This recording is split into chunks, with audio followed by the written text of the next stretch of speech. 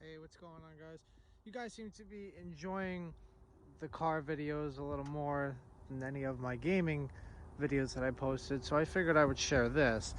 Now, if you look closely, right, once again, this is a 2019 Dodge Charger RT, just a 5.7, but one night when I was driving on the highway, an Audi kicked something up and it hit the front of my car, and as you can see, it's got, you know, some marks, and most of it looks like it could be buffed out. And you know, I'm not a crazy car guy, you know, I know specs of cars and stuff, but like nothing like body work or nothing like that, so I don't know prices or nothing. And as you can see, we got a little bit of a chip right there, and I wanted to talk to you guys about that and about prices and stuff, so because I know everyone's curious. Sorry about that, my phone died. But yeah, I wanted to talk about prices of this, and you know, how much it's looking to cost for anybody that wants to own a car like this. And you know, it doesn't look too bad if you look at it, and it really looks like all of it could be buffed out. And I know like AutoZone sells something that you could put on a drill and get it all out, but I just don't want to mess nothing up on the paint.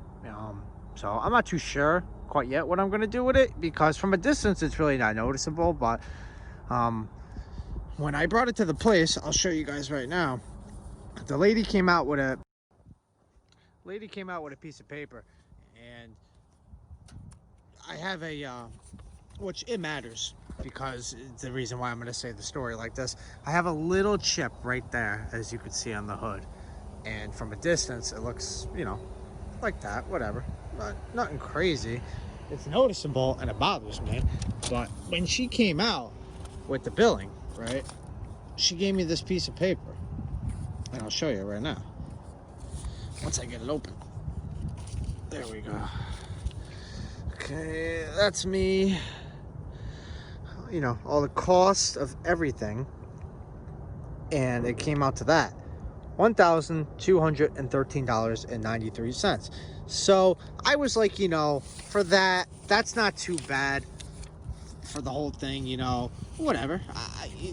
I mean, it's expensive for people who want these cars on a budget and whatnot. But I mean, to something like this, you don't, you know, if you cherish this car like I do, I mean, this is like my dream car. Besides it not being, you know, a Hellcat or a scatpack, it's still my dream car. All right.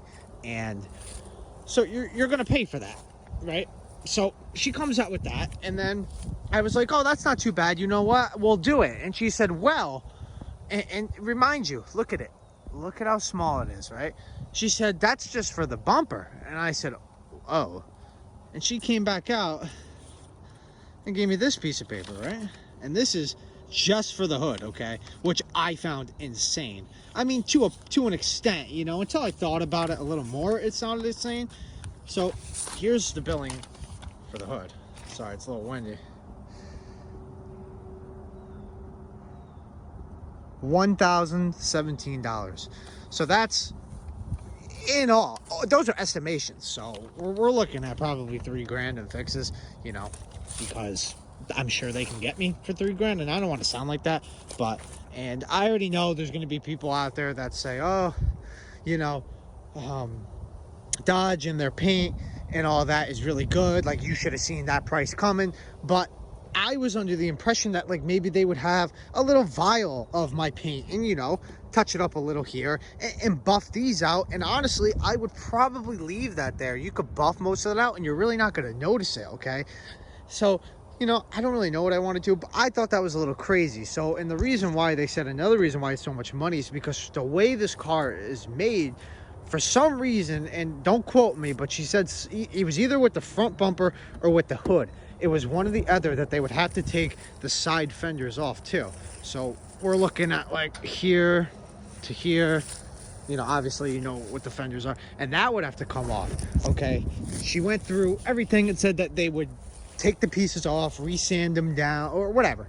You know, I'm not, like I said, I'm not a body shop guy, but you know, and she said it would come out and look exactly the way that it is now, like color wise. And you know, for $3-something grand, you know, for the money I make and what I pay for the car, I mean, you know, I'm assuming it'll be $3-something grand.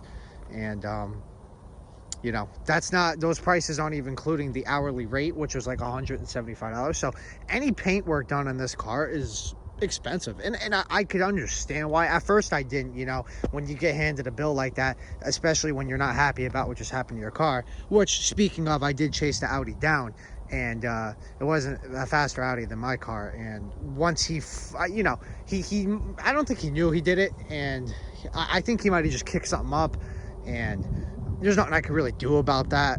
And but I chased him to try and get him down, just to see maybe if something did come off his car, because then he's kind of liable, you know. And he took off, and I chased him, and we hit about like 125, and he started to slow down, and I caught right up to him. So, you know, this 5.7 hauls. And when he finally realized that he couldn't get away from me, he slowed it down, but he wouldn't pull over, so I kind of had to bite it. But, you know, other than that, everything's pretty good about this car. You know, here's a little look at it. You know, it's reaching 20,000 miles. You know, I have a little mark here. I mean, I bought the car like that, with that mark and that little scratch, but it's so not noticeable, and I got a good amount of money off it for it, actually. I'm not even gonna lie, I got like $700-800 off that because of that. And I know people are gonna say it costs more to fix that, so they didn't give you a good deal, but I did get a terrific deal on the car, seeing as I got almost $10,000 off. So, you know, the only thing was warranties. Paid a lot in warranties, but it's worth it for this car. And everything's holding up pretty good. You know, I got to clean the car, and you know, as you can see, there's some dirt there, and the rims are definitely dirty. But I know you guys are very interested, and my speedometer is like 19,500 miles, so I'll do a 20,000 mile review, and I'll even try to talk about some things that I don't like about the car. And I'll be honest, it's hard to find things that you don't like, but there are some things, and you know, some things that, you know, you can't even blame anyone for. For example, I wish all the time maybe I wasn't riding in such a low car to the ground.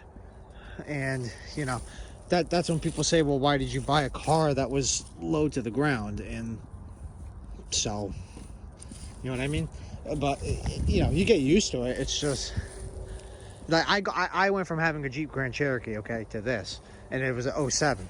So you can kind of see what I mean by that. You know, you got to get used to it, but because I just don't want to do any damage or any more damage. I mean, I didn't even do that damage, and I'm pretty sure a rock came up and hit that. So, you know, just a little chip like that, just remind you it's going to be over $1,000. So, and if they're going to resand the whole hood and or repaint the whole hood, whatever, sand it down, I could see it being that much. It's just surprising, because you would think maybe they could mark it to like here, here, and here, and just fix that part, but they can't. They have to do the whole thing, supposedly. And I also do have another damage I didn't get a price on, but this one's not really a big deal. But I do have a crack, if I can get the camera to focus. Well, it's right there, obviously, but it's a little crack. It didn't go all the way through. Nothing's leaking or nothing, and I'm sure that'll be just a couple $100 and have Safelite or come out, or somebody come out, pay less auto, whatever. They'll come out and they'll fix it and it'll look brand new.